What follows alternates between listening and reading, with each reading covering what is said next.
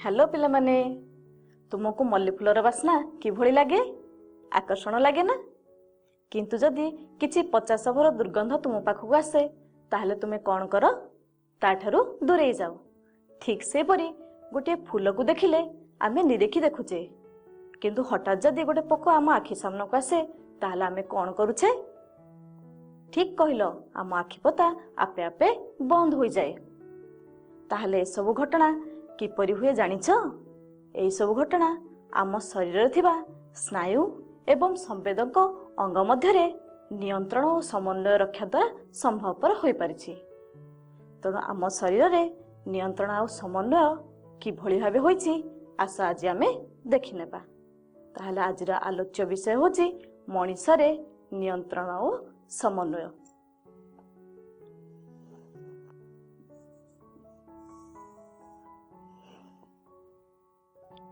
ताहले पिला माने मनिष शरीर रे नियंत्रण और समन्वय किपरि रक्षा हुए जानो?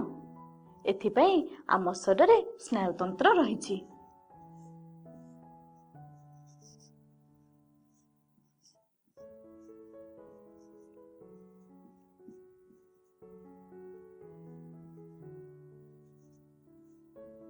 आउ एई स्नायुतंत्र स्नायु एवं संवेदक अंग को नै गठित।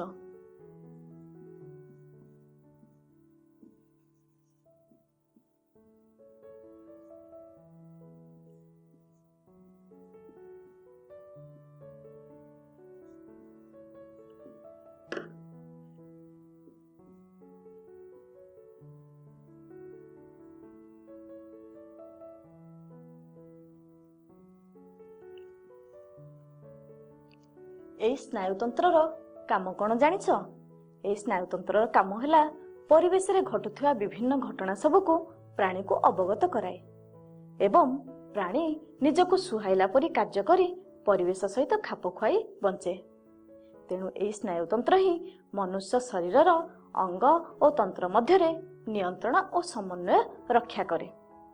पिला माने तुमे तो जानिछ खाद्य ग्रहण करिबा सबुठारु गुरुत्वपूर्ण कार्य, किंतु से भितरु खाद्य और अखाद्य को चिन्हिबा ताठारु अधिक गुरुत्वपूर्ण। तेणु जैविक विवर्तन रे ए स्नायुतंत्र मुख्य अंग सबु प्राणीर पाटी पाखापाखि रही थाए।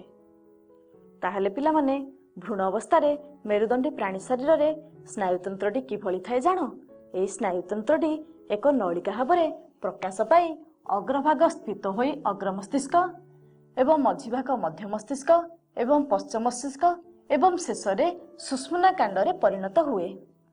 तार परवर्ती समय रे भ्रूणर विकसित होई किभली रूप निए चालो एई चित्र माध्यम रे देखि नेबा। देख, ये होची अग्र मस्तिष्क, ये होची मध्य मस्तिष्क, ये होची पश्च मस्तिष्क एवं एई अंशटी होची मस्तिष्कर निलय।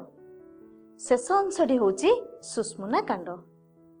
पिला माने एई जो अग्र मस्तिष्क, मध्य मस्तिष्क एवं पश्च मस्तिष्क एई भागरु समयक्रमे मस्तिष्कर अन्य अंश गुड़िकर विकास लाभ होइथाए। ताहले आस पिला माने मानवर स्नायुतंत्र विषय रे जानि नेबा। मानवर स्नायुतंत्र मुख्यतः तीनोटी अंश को नै विभक्त।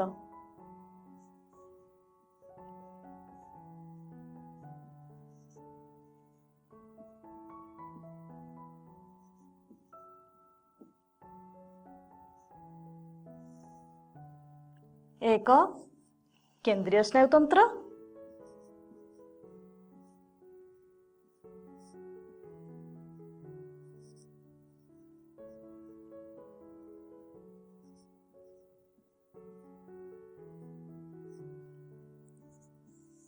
दुई प्रांतीय स्नायुतंत्र,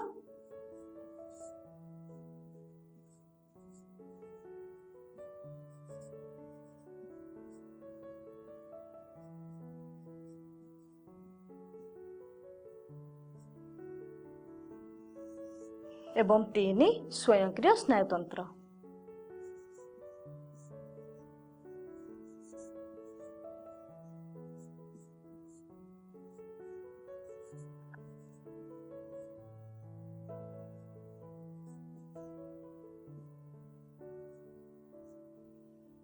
ताहले पिला माने आस आमे मानव स्नायुतंत्रर ए चार्टटी को देखि नेबा।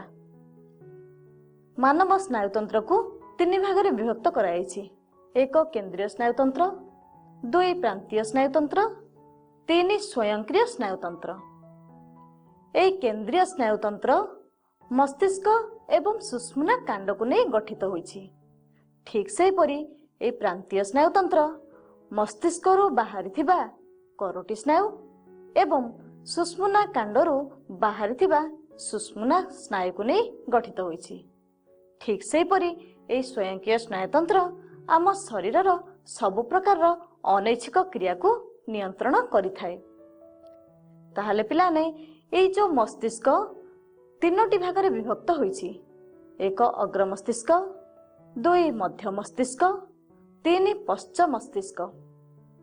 ଠିକ୍ ସେହିପରି ଏହି ଅଗ୍ର ମସ୍ତିଷ୍କ ପୁଣି 3 ଭାଗରେ ବିଭକ୍ତ ହୋଇଛି। 1 ଘ୍ରାଣପାଳି, 2 ପ୍ରମସ୍ତିଷ୍କ, 3 ପଶ୍ଚ ଅଗ୍ର ମସ୍ତିଷ୍କ।